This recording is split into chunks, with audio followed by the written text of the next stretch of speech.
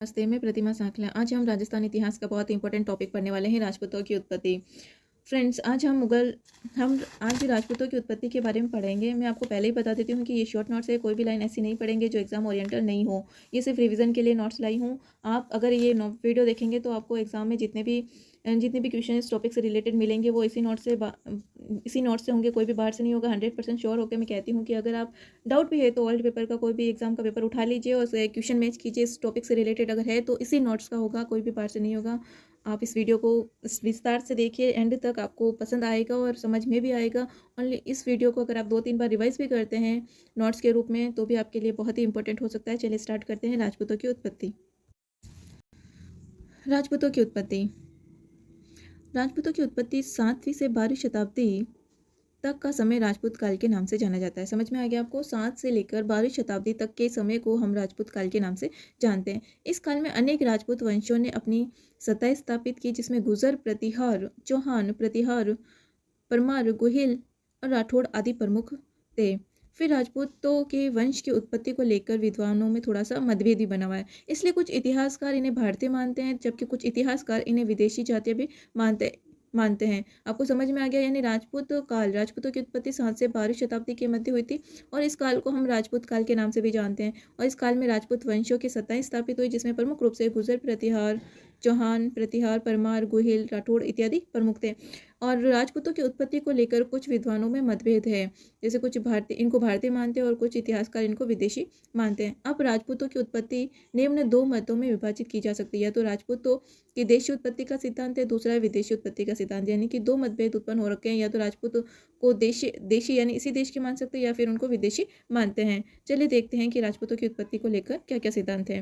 पहला है कि राजपूतों की देशी उत्पत्ति, यानी कि इसी देश को हमारे भारतीय ही होने का जो सिद्धांत है वो कौन कौन से ग्रंथों में, कौन कौन से व्यक्तियों ने इस बारे में कहा है। पहला है कि अग्निकुंड से उत्पत्ति, यानी पहला सिद्धांत ये कहता है कि राजपूतों की उत्पत्ति किससे हुई? अग्निकुंड से। चंद्र प्रदाय का ग्रंथ है पृथ्वीराज रासो के अनुसार महर्षि वशिष्ठ द्वारा आबू पर्वत पर किए गए यज्ञ से अग्निकुंड के राजपूतों के 4 वंश गुर्जर, प्रतिहार, चाणक्य, परमार तथा चौहानों की उत्पत्ति हुई है। इस मत का समर्थन मूतोन, नैन्सी और सूर्यमल मिश्रण द्वारा भी किया गया। यानी पहला सिद्धांत यही कहता है कि राजपूतों की उत्पत्ति किससे हुई है? अग्निकुंड से हुई है। अग्निकुंड से हुई है, इसका क्या प्रमाण है? पृथ्वीराज चंद्रवृदय का ग्रंथ है पृथ्वीराज रासो, ठीक है। और एक ये बताता है कि इसने कहा है कि महर्षि वशिष्ठ द्वारा आबू पर्वत पर जो यज्ञ किया था अग्निकुंड से, उन्होंने 4 राजपूत वंश की उत्पत्ति हुई थी। पहला गुर्जर प्रतिहार, दूसरा चाणक्य, तीसरा है परमार और चौथा है राजपूतों की उत्पत्ति।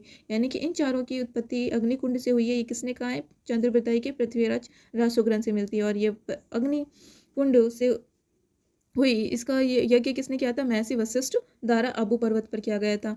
इस मत का समर्थन मूतो, नैन्सी तथा सूर्यमल मिश्रण द्वारा भी किया गया। अगली देखते हैं कि प्राचीन क्षत्रियों की संतान है। कुछ लोगों का कहना है कि जो प्राचीन क्षत्रिय थे उनकी संतान है राजपूत। इस मत को सर्वमान्य माना जा सकता है। सूर्यवंशी एवं चंद्रवंशी।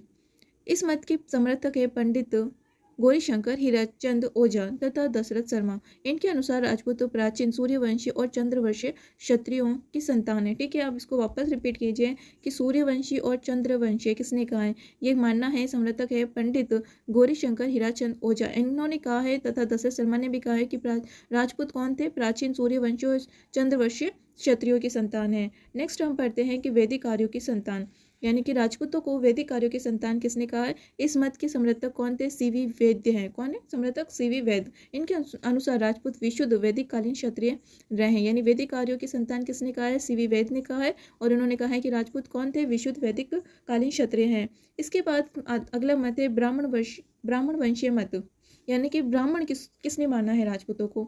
इसके मत के समर्थक कौन कौन हैं? Doctor DR. भंडारकर और डॉक्टर गोपीनाथ शर्मा। यानी कि ब्राह्मण वंश किसने माना है? Doctor DR. भंडारकर और डॉक्टर गोपीनाथ शर्मा ने।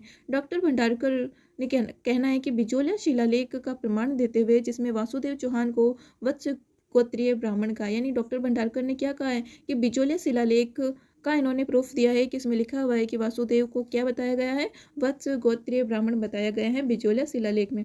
और डॉक्टर गोपीनाथ शर्मा ने इस संबंध में कुंभलगढ़ प्रशस्ति की द्वितीय पट्टिका में उल्लेख किया गया है, जिसमें बप्पा रावल को आनंदपुर के ब्राह्मण वंश से संबंधित किया गया है। आपको समझ में आ गया कि ब्राह्मण वंश से कौन मानता है राजपूतों को? डॉक्टर DR भंडारकर और डॉक्टर गोपीनाथ शर्मा। इन्होंने प्रूफ के रूप में भंडारकर ने बिजोलिया शिलालेख का प्रमाण दिया है और गोपीनाथ शर्मा ने कुंभलगढ़ प्रशस्ति।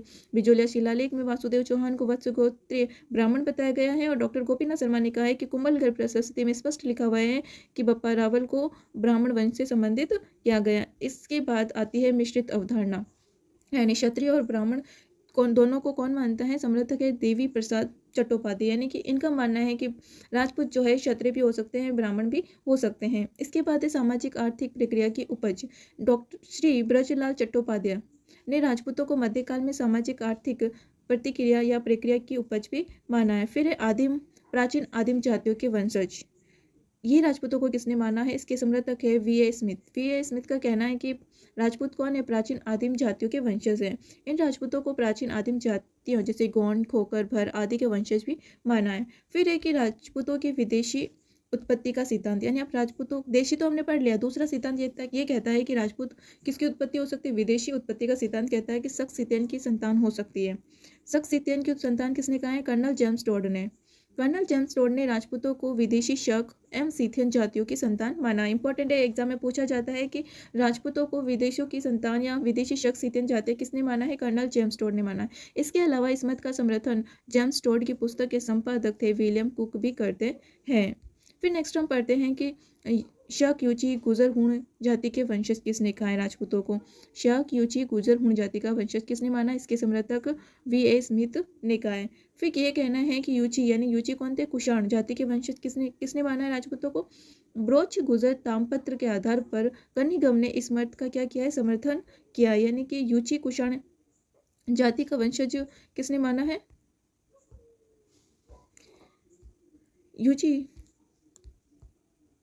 यूची कुषाण जाति के वंशज ब्रोच गुजर तामपत्र के आधार पर कनिगम ने इस मत का समर्थन किया है। फिर आगे हम देखते हैं कि गुजर वंशीय मत किसका कहना है। इस मत के समर्थक डॉक्टर DR भंडारकर तथा डॉक्टर ईश्वर प्रसाद हैं। ये गुजरों को स्वैत हूण विदेशी भी मानते हैं। नेक्स्ट हम देखते हैं कि देसी और विदेशी के सिद्धांत के प्रवर्तक कौन कौन थे? अग्निकुंड का सिद्धांत किसने दिया है राजपूतों के बारे में? यह है चंद्रबरदाई, मूतो, नैन्सी, सूर्यमल मिश्रण।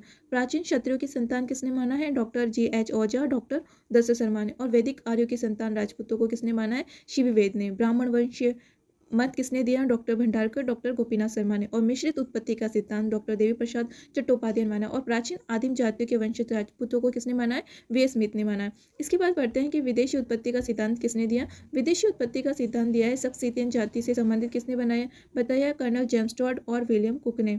गुजर वंशीय स्वैत हूणों की संतान किसने बताया? डॉक्टर भंडारकर, डॉक्टर ईश्वरी प्रसाद ने। यूची जाति से संबंधित किसने कहा है? कनिगम ने कहा। फिर शक यूची गुजर हूण किसने कहा है? VA स्मिथ ने कहा है। आई होप कि ये वीडियो आपको पसंद आया होगा। इसमें सारे टॉपिक ओनली फॉर नोट्स के रूप में ही थे और आपके एग्जाम में बहुत बहुत हेल्प करेंगे ये। पसंद आए तो लाइक शेयर सब्सक्राइब जरूर करें।